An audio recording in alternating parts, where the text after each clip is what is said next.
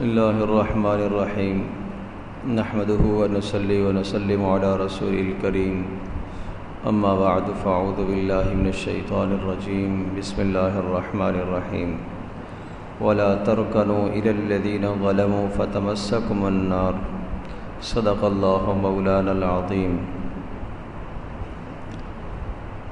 بیان یہ چل رہا تھا کہ انسان کے جسم کے وہ اعضاء جن سے عام طور پر گناہوں کا صدور ہوتا ہے، ان اعضاء کا تحفظ انسان کے ایمان میں سے ہے، اور انسان کے ایمان کی تکمیل کے لیے ضروری ہے کہ آدمی ان اعضاء کا تحفظ کرے۔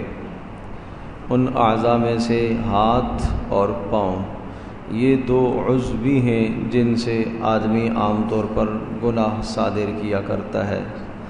ہاتھوں سے گناہ کیا صادر ہوتے ہیں؟ کسی کو ناحق تھپڑ مارنا، کسی کو ہاتھ سے اذیت دینا، کسی کے مال میں خیانت کرنا، کسی کا مال چوری کرنا، یا ہاتھوں سے کوئی ایسی تحریر لکھنا جو کہ ناجائز ہو، یا ایسی تحریر پر دستخط کرنا جو کہ تحریر ناجائز ہو، یہ ہاتھوں کے گناہوں میں شمار ہوتا ہے۔ اور حدیث پاک میں آتا ہے المسلم من سلم المسلمون من لسانہ و یدہ۔ حضرت صلی اللہ علیہ وسلم سے پوچھا گیا ای الاسلام افضل، سب سے بہترین اسلام کس آدمی کا ہے؟ تو آپ نے ارشاد فرمایا کہ جس کی زبان سے اور ہاتھوں سے دوسرے مسلمان محفوظ ہو جائیں، اس آدمی کا اسلام سب سے بہترین اسلام ہے۔ ایک حدیث میں آتا ہے من حسن اسلام المرء ترکہ ما لا یعنیہ، آدمی کے اسلام کی خوبیوں میں سے سب سے بڑی خوبی اور سب سے اچھی خوبی یہ ہے کہ انسان لغویات کو، فضولیات کو چھوڑ دے۔ ہر وہ عمل جو لغو ہے، بیکار ہے، فضول ہے، وہ آدمی ہاتھ سے نہ انجام دے، اپنے ہاتھوں کو ان کاموں سے بچائے رکھے۔ والذین هم عن اللغو معرضون، اور وہ لوگ جو اعراض کرتے ہیں لغویات سے وہ کامیاب ہوگے، فضولیات سے جو اپنے آپ کو بچاتے ہیں وہ کامیاب ہوگے۔ تو ہاتھوں سے کوئی بھی ایسا کام کرنا کہ جو اللہ کے نزدیک ناپسندیدہ ہو، اللہ کے نزدیک مکروہ ہو، اللہ کے نزدیک برا ہو، اس کام سے اپنے آپ کو بچانا۔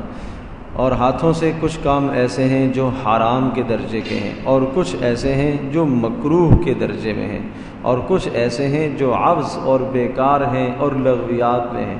جیسے انگلیوں کا چٹخانا، علماء نے لکھا ہے عبث عمل ہے، بیکار ہے، جس کا کوئی فائدہ نہیں ہے، یہ بھی لغو میں آتا ہے۔ تو لغویات سے بھی مومن اپنے آپ کو بچایا کرتا ہے۔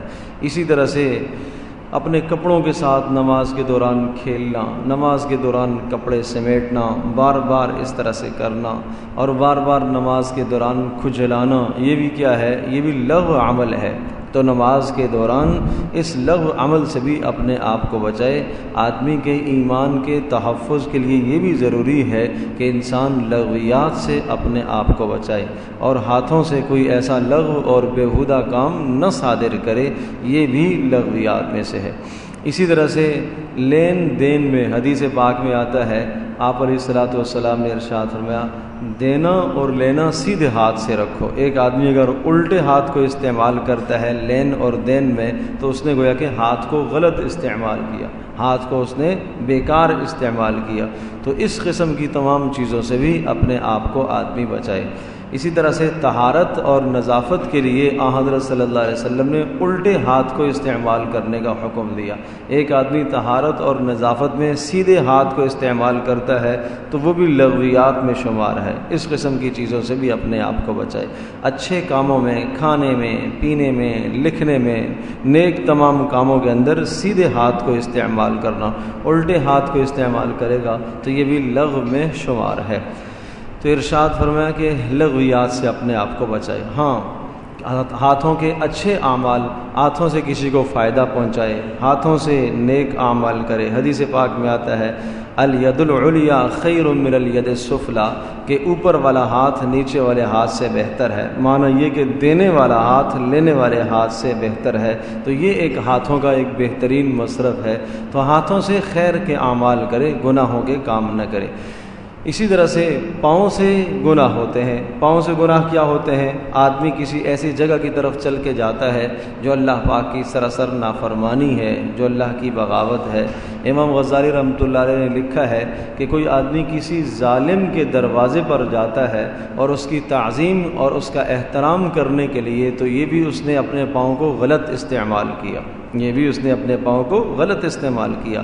اسی طرح سے حکمرانوں اور بادشاہوں کے دروازوں پر جو جاتا ہے اور محض اپنی غرض اور اپنی ضرورت پوری کرنے کے لیے جاتا ہے اور چاپلوسی کرنے کے لیے جاتا ہے، یہ بھی پاؤں کا غلط استعمال ہے کہ اس کو یہ چل کے نہیں جانا چاہیے تھا۔ حدیث پاک میں آتا ہے کہ جس نے کسی مالدار کی تعظیم کی اس لیے کہ وہ مالدار ہے، حدیث پاک میں آتا ہے کہ اس کا گویا کہ دین کا 1/3 حصہ برباد ہو گیا، 1/3 حصہ اس کے دین کا برباد ہو گیا۔ من وقر صاحب بدعت فقد اعان علی ہدم الاسلام، جس آدمی نے کسی بدعتی کی تعظیم کی، اور تعظیم اس لیے اس کی کر رہا ہے کہ وہ بدعتی ہے اور وہ بدعت کا مرتکب ہے اور وہ بدعت کے اندر اس کو ایک مقام حاصل ہے، اس لیے اس کی تعظیم کرتا ہے، فرمایا فقد اعان علی ہدم الاسلام، اس نے گویا کہ اسلام کے ڈھانے پر محنت کی۔ تو اس لیے بھائی نہ تو کسی بدعاتی کی آدمی تعظیم کرے، نہ کسی ظالم کے در پر آدمی اس کی عظمت کو مد نظر رکھتے ہوئے جائے۔ ہاں صرف یہ غرض ہے کہ اسے ایک دین کا پیغام پہنچانا ہے، دین کی بات اسے بتانے کے لیے جاتا ہے جس میں اس کے لیے بھی بھلا ہے، امت کے لیے بھی بھلا ہے، تو کوئی مضائقہ نہیں ہے۔ ویسے اس کے علاوہ دیگر اغراض کے لیے نہیں جانا چاہیے۔ یہ تمام چیزیں وہ ہیں جو پاؤں کے گناہ شمار ہوتے ہیں، ظلم کی طرف چل کر جانا، ظالم کے دروازے پر جانا، گناہ کی طرف چل کے جانا۔ ہاں پاؤں کے اچھے کام کیا ہیں؟ مسجد کی طرف چل کر آنا، یہ ایک ایک قدم لکھا جاتا ہے، ایک ایک قدم پر نیکی ملتی ہے، درجات بلند ہوتے ہیں، گناہ معاف ہوتے ہیں۔ ایک حدیث پاک میں آتا ہے کہ میں آپ کو وہ اعمال نہ بتاؤں جو اسلام کے تحفظ کے ذرائع ہیں، رباط جن کو کہا گیا، اور رباط کہتے ہیں تحفظ کا ذریعہ۔ فرمایا وہ کیا ہیں؟ کثرت الخطا الی المساجد، مسجد کی طرف کثرت سے اٹھ کر جانا، اس سے انسان کے اسلام کا، ایمان کا تحفظ ہوتا ہے۔ مسجد میں آتا ہے نماز پڑھنے کے لیے، دین کی بات سیکھنے کے لیے، وہ بھی خیر ہے۔ مسجد میں ایک مسلمان کی خبر گیری ہو جاتی ہے، وہ بھی خیر ہی خیر ہے۔ مسجد میں اگر کوئی ضرورت مند نظر آتا ہے، اس کے ساتھ انسان تعاون کرتا ہے، یہ بھی خیر ہی کا ذریعہ ہے۔